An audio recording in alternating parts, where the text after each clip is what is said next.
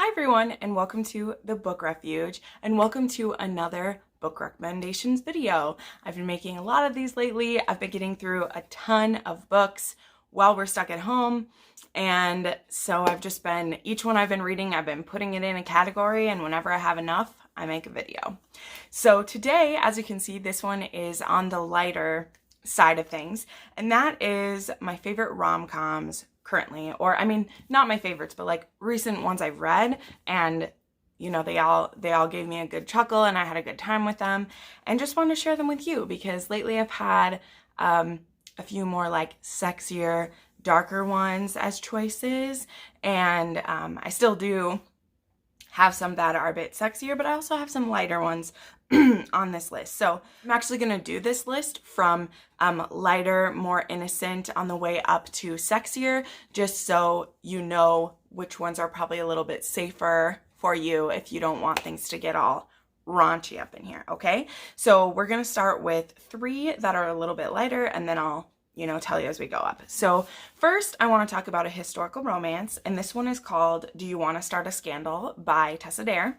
This is actually a crossover between the Castles Ever After and the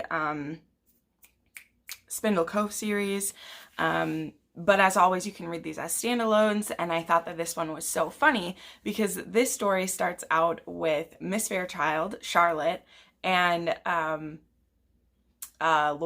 no, wait, I read this wrong. I'm sorry. This one starts out with Charlotte going to visit Piers Brandon, who he's someone we met in a previous book, who he is a spy for the government, and so he had to kind of lie to his previous fiance and ended up losing her to his brother, and so we feel bad for him and whatever. And Charlotte comes to tell him that her mother is going to try to force her to marry him, or try to force him to marry her, and that he should be on guard because her mother is going to get them in some situations where he's going to have to marry her. And it's so funny because not even 10 minutes later, there is a couple who have a tryst in the same room that they're in. So they have to hide behind a curtain so no one sees them together. And then when that other couple leaves, which they don't see who it is, they are caught leaving, and her mother immediately demands that he marry her. And he doesn't seem to really have a problem with this because he immediately thought she was pretty charming, but she's just horrified that she would force herself on someone through scandal. So she decides that the only way they'll be free of this is if they can prove who the other 2 people having a tryst really were, to prove that they were just hiding from them and that they weren't doing anything. And so they end up doing kind of like a little whodunit type of thing, and it's adorable. Tessa Dare always injects a lot of humor into her stories, and they all manage to be very poignant still, and this was very, very fun. Honestly, I recommend most of her books. If you want something funny, these are a place to go. Next, I want to talk about The Honeymooners by Christina Lauren. This book was very funny, starting out with an entire wedding except for the best man and maid of honor getting food poisoning.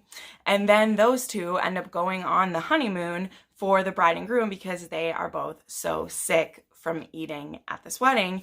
And they are respectively the brother and the sister of this groom and bride. And so they go on vacation for them, and they have this animosity towards each other, this unexplained hate that's based on a misunderstanding, but not a misunderstanding that annoys me. Like, I see where this misunderstanding came from, so I was able to like enjoy the novel better because the reason for their animosity, like, well, it's based on a misunderstanding. It's a misunderstanding that could happen in real, like, it's not a, oh, this is just conflict because conflict. So this one is, there is only a couple on-page sex scenes, and they're mostly fade to black in them.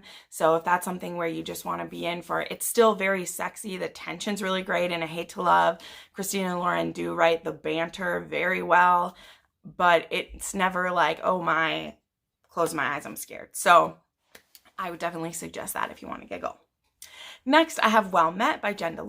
This one is based on a Renaissance fair that is happening, and this girl Emily, she is taking her niece to participate in this Renaissance festival because her sister was in a car accident and she has chronic pain and isn't, up to volunteering as this. And so Emily gets dragged into it, and she ends up having a sparring, antagonistic relationship with the guy Simon, who is in charge of the whole thing.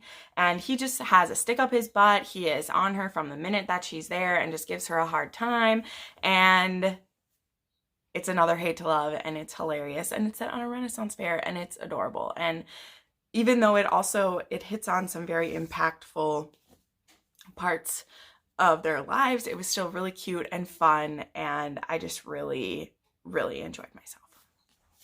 So now we're going up a little bit in steam level, but still, I would consider this acceptable to, you would still see these books read in decent company, let's say. So next we have the Bromance Book Club by Lyssa Kay Adams. This is a 5-star read I just read last week that I absolutely adored. And this is about a Nashville Legends second baseman, Gavin Scott, and he just found out that his wife of 3.5 years has been faking her pleasure since their children were born 3 years ago. And he is shocked and hurt and embarrassed by this, and he reacts pretty badly, so much so that his wife is like, this is just the end of a long string of problems that you have just not been paying attention to, and if you think that me faking these is our biggest problem, you're so wrong. So never fear, Travis has a bunch of friends, or Gavin, not Travis, sorry. Gavin has some friends who have a book club where they read romance novels to win their women back. And it is adorable. So in this book, they're reading the book called Courting the Countess.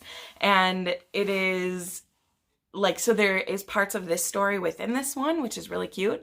But the reason this is so hilarious is that all their rules about the Bromance Book Club and how Gavin is supposed to go about winning his wife back. They give him a set of rules he needs to follow. And Gavin is just doesn't want to do this, but he also doesn't want to lose his wife.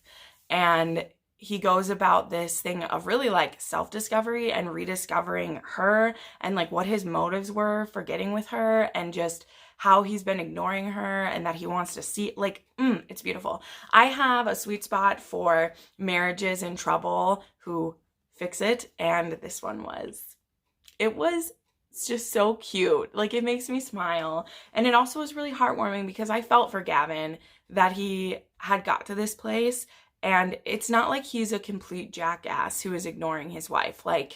There's things on both sides. There is always things on both sides. And he has some serious insecurities that don't just have to do with him not being able to please his wife. There is other things that he is having struggles with. So I really like this. It was very cute and fun. Next, on kind of the medium scale, I have Butterface by Avery Flynn. This is the first book in the I can't remember the name of the series, but I've read the second one before, which was about a curvy girl. And now this one was about actually her friend. It's either her friend or I think it's her friend, because the love interests are the siblings. And anyway, so she's the sister of she's part of a crime family, but she doesn't have anything to do with them. She is a wedding planner, event planner, and she finds the dead body of her grandfather in her wall when she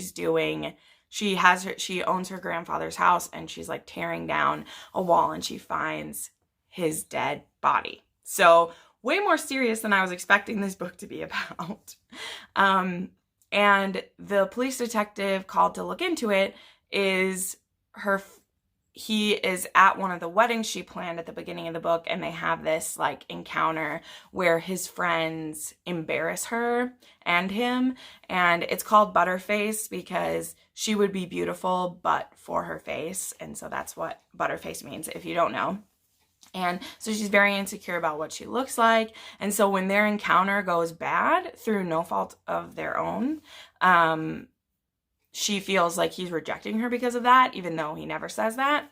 But this is actually like, it sounds like a very serious story about like who killed her grandfather or what happened, but it's actually kind of endearing. And he ends up kind of sort of being put in an undercover place, and they end up as like fake dating because her brothers are criminals and he's looking into them, and then they end up fake dating while he's looking into the case, and it was adorable. It was really cute. Avery writes the banter really well, and this was just an interesting situation since we were dealing with like a possible murder because her grandfather had disappeared 30 years ago and nobody knows where he was, and he was dead in the walls of his home the whole time, which is crazy. Next, we're stepping up one more notch here, and we've arrived at Dr. O.B. by Max Monroe. This is the first in the St. Luke's docuseries. This one is about these 3 different doctors. One's them's obstetrician, one is an ER doctor, and one's a neurologist, and they have a TV documentary series that's being filmed about them. And so Dr. O.B., in his first episode, he comes off looking a little bit sleazy and cheeky because he's nervous when they're filming, and he kind of gets a little too flirty with some of his patients. And since he is an OB and gynecologist, having him like down in people's business while he's being flirty, like, is crazy. So, and then we're dealing with this nurse who needs to get a job, and she hadn't heard of the show before, and so literally she gets hired to be his nurse by like their hiring team because she hasn't heard about it, and they instantly have an attraction, and it's super cute, and the banter and the sexy times, and it is adorable. Like, I put off reading this series for a long time. I don't know why, but I just adored it. It was so much fun. And then the last books I want to talk about, which really it's an author, and that's Jana Aston, specifically her Right and Wrong series, and then her Good series is what I call it. It's like Good Time, Good Girl. She writes hilarious, seriously sexy contemporary romances. There is Right and Wrong are both age gaps, one with a gynecologist, one with a lawyer. One is about a accidental marriage in Vegas, and then one is about a girl who sells her virginity because she wants to goad the guy that she likes into purchasing her. So all these crazy situations, and the books are hilarious. So I definitely suggest you give Jana Aston a try if you want to laugh out loud and then catch your breath in the next sentence, because she is the queen of dirty talk. Like, I just was rereading parts of Good Girl last night, and I'm just like, whoo, because the dirty talk is so real. So anyway, there are some rom-com recommendations for you. I hope you find some in here that you haven't read before. Please send me some of your favorite rom-coms. I like them a bit on the steamier side, but I'm happy to check out other ones as well. So thank you so much for watching. I put up new videos 3 to 4 times a week, and you can watch some more of them right now. Bye!